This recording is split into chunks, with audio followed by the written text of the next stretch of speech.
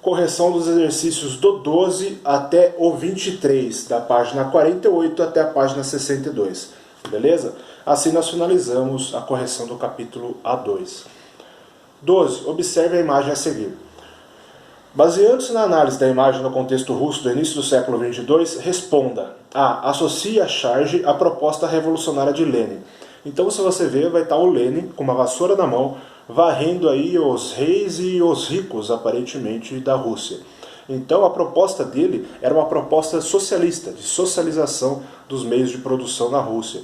E com isso ele pretendia expulsar tanto a realeza quanto os burgueses, né, a alta burguesia russa. Então, é essa associação entre a charge e a proposta do Lenin. B. Cite dois motivos que levaram o povo russo a se voltar contra o governo dos menchevistas. Então, os mencheviques tomaram o poder em fevereiro de 1917, só que dois motivos por que o povo se revoltou. Primeiro, que eles não tiveram medidas eficazes para conter a miséria e a fome. Segundo, eles não saíram da Primeira Guerra Mundial. Beleza? 13. Explica as teses de Abril e como elas se identificavam com a proposta do povo russo em 1917. Então as teses de Abril foram as teses elaboradas por Vladimir Lenin, né, logo que ele volta do exílio, e são duas: paz, pão e terra e todo o poder aos sovietes.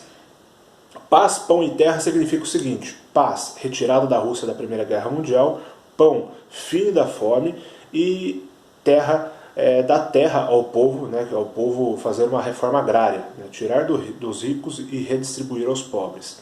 E todo o poder aos sovietes seria todo o poder ao povo, né? Aquele grupo formado pelos trabalhadores, os sovietes. Beleza? Então essa é a explicação das teses de Abril. 14. Explique por que a Revolução de Outubro pode ser associada à cor vermelha e não à cor branca. Lembra que a gente respondeu uma questão passada aí falando que a Revolução de Fevereiro, a Revolução Menchevique, poderia ser associada à cor branca porque era uma revolução mais moderada e pacífica?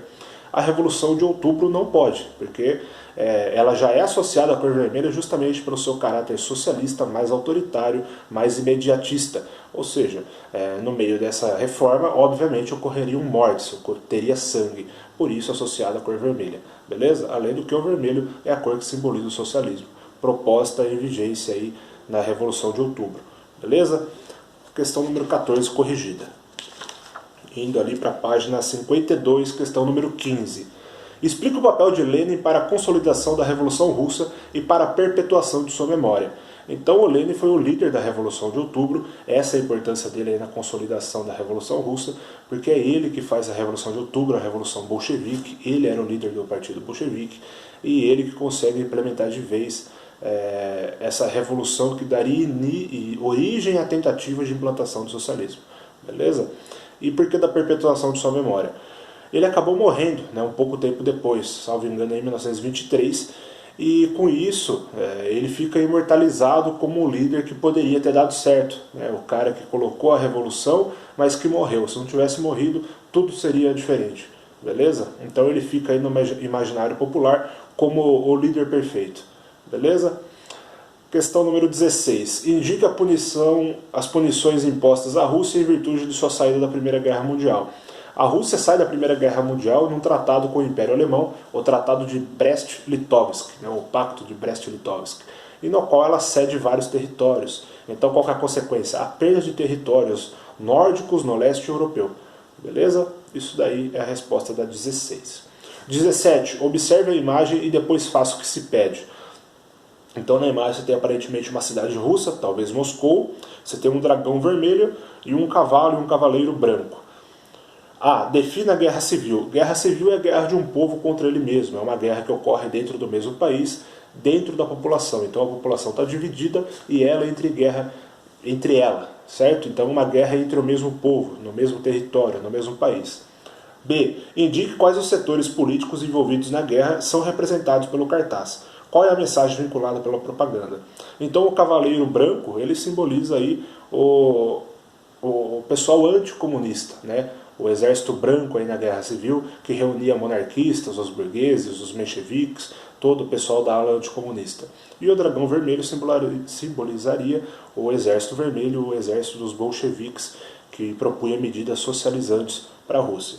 Tá? Qual que é a imagem vinculada pela propaganda? É essa esperança que os anticomunistas tinham de derrotar os socialistas e afastar essa proposta da Rússia.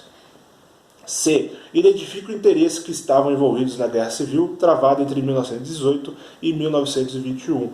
Então era justamente isso que eu falei acima. O pessoal da ala do Exército Branco era um pessoal mais anticomunista, apesar do que tinha os mencheviques ali no meio, né? Reunia vários grupos, desde monarquistas, anticomunistas, os burgueses da época, os menchevistas, e do outro lado você tinha o Exército Vermelho com os bolcheviques. Então os interesses em jogo era justamente esse, de o Exército Vermelho implantar o socialismo na Rússia e o Exército Branco de afastar os bolcheviques, o qual eles temiam. Vamos lá para a questão número 18, na página 56. 18. Indique os princípios econômicos que caracterizam a NEP, Nova Política Econômica, como eles contrariam a ala radical dos bolcheviques. Então a NEP é aquele um passo atrás para dar dois passos à frente. É quando o Lenin ele faz uma reabertura ao capitalismo. Ele permite industrialização, diferenças salariais, a presença de investidores e capital externo. Então ele vai fazer uma reabertura ao capitalismo para poder industrializar a Rússia, para depois poder ter medidas socializantes. Então primeiro a abertura ao capitalismo para gerar riqueza, para depois poder dividir essa riqueza na socialização. 19. Explica a justificativa de Lenin ao implantar a NEP. Ele fala de dar um passo atrás para depois dar dois passos à frente. Então eu vou recuar um pouco, fazendo uma reabertura ao capitalismo, para poder ter a geração de riqueza, para poder ter uma industrialização, para que futuramente eu possa avançar dois passos à frente, implantando o socialismo. Certo? Então essa era a justificativa do Lenin. 20. Observe a tabela a seguir. Produção industrial e renda nacional na Rússia nas décadas de 1910 a 1920.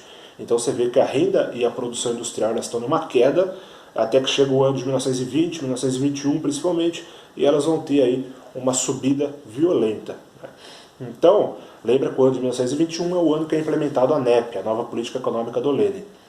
Levando em consideração os dados da tabela e seus conhecimentos sobre o assunto, indica os efeitos gerados pela criação da NEP na economia russa. Então é justamente isso, frear a recessão e levantar a economia russa. Com a NEP, com a reabertura ao capitalismo, a Rússia tinha um aumento na sua produção industrial e um aumento da sua renda nacional. Então esse capitalismo aí da NEP acabou dando certo e acabou reerguendo a economia russa. Beleza? 21. Diferencia as propostas de Trotsky e Stalin. Qual delas prevaleceu na União Soviética após a morte do Lenin? Então o Trotsky ele queria uma revolução permanente. Fez a revolução na União Soviética, na Rússia, né, que viria a ser a União Soviética, ótimo, vamos expandir essa revolução para outros países, vamos levar ela para o leste europeu, vamos levar para outros lugares do mundo. A revolução nunca pode parar, sempre tem que ter revolução nos países que ainda são capitalistas. O Stalin ele já ia na linha de vamos consolidar aqui primeiro, beleza? Vamos fazer dar certo aqui na Rússia, depois que der certo aqui a gente expande para outros países. E quem acabou prevalecendo foi Stalin. Stalin venceu essa disputa sucessória e ele que assume o poder da União Soviética. Beleza?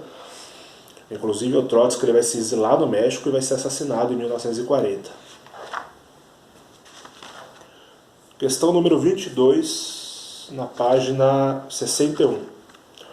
Relacione os planos quinquenais com a nova política econômica. Aponte duas diferenças entre os dois programas econômicos. Então os planos quinquenais já são da era Stalin, já são planos na linha socialista.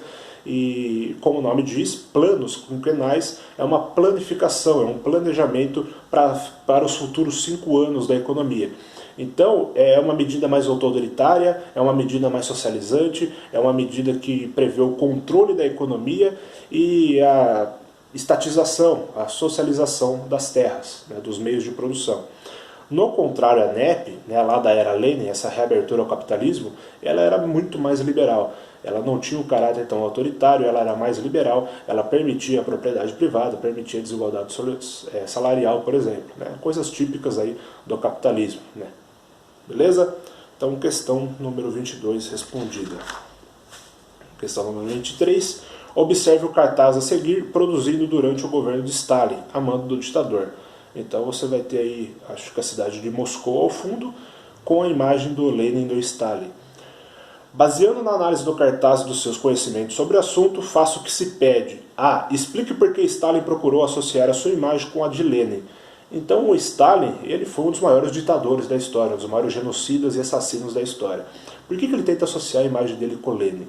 O Lenin, lembra que ele foi imortalizado na memória popular ali do povo russo?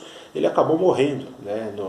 Não ficou tanto tempo no poder. E ele foi imortalizado como um grande líder, porque o período que ele morreu foi o período que o povo tinha esperança que ele poderia fazer algo diferente, que ele poderia reerguer ali a Rússia.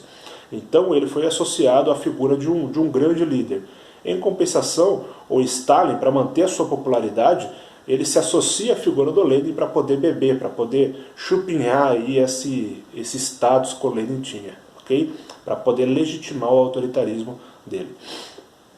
Na B, explique por que Joseph Stalin utilizou a Segunda Guerra Mundial e a Guerra Fria a seu favor. É o mesmo sentido da propaganda, de utilizar aquilo ao meu favor.